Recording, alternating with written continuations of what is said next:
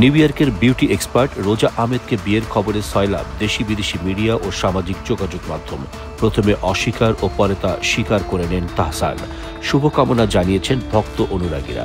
রোজা আহমেদের পরিচয় খুঁজতে গিয়ে জানা গেল তার বাবার নাম ফারুক আহমেদ। বরিশাল শহরের আমানতগঞ্জ এলাকায় তার বাসা।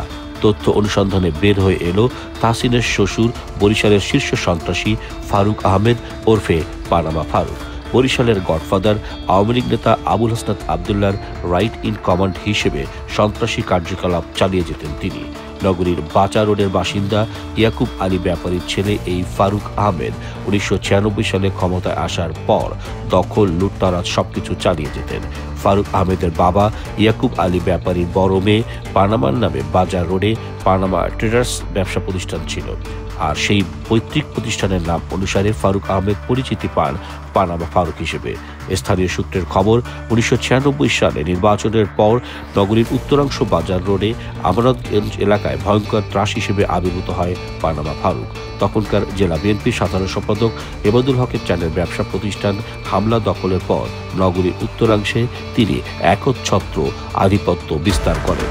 নিজের নামে বাজার রোড এলাকায় পানামা বাহিনী গড়ে তোলেন, আর ভাই মাহবুবুর রহমান চক্ষু ছিলেন সে বাহিনীর সেকেন্ড ইন কমান্ড। পানামা বাহিনীর সদস্যরা বাজার রোডে একটি টর্চার সেল তৈরি করেছিল। ব্যবসায়ী ও বিরোধী শিবিরের লোকদের ধরে এনে নির্মম নির্যাতন চালাতো তারা। সংবাদ প্রকাশ হওয়ায় তাদের নেতৃত্বে বরিশাল প্রেস ক্লাবেও হামলা চালানো হয়েছিল। কাউনিয়ায় একটি হত্যা মামলায় আসামি হওয়ার পর ফারুক আহমেদ ওরফে পানামা ফারুক পালিয়ে যায় যুক্তরাষ্ট্রে। ২০০৯ সালে আওয়ামী লীগ আবার ক্ষমতায় আসলে তখন দেশে ফিরে আসেন তিনি। পাল্টে ফেলেন আশ্রয়দাতা তখনকার মেয়র হিরণের হয়ে ফের সন্ত্রাসী কার্যকলাপ শুরু করেন। ২০১৪ সালের ১০ ফেব্রুয়ারি র্যাবের সাথে বন্দুকযুদ্ধে নিহত হন বরিশালের শীর্ষ সন্ত্রাসী ফারুক আহমেদ ওরফে পানামা ফারুক।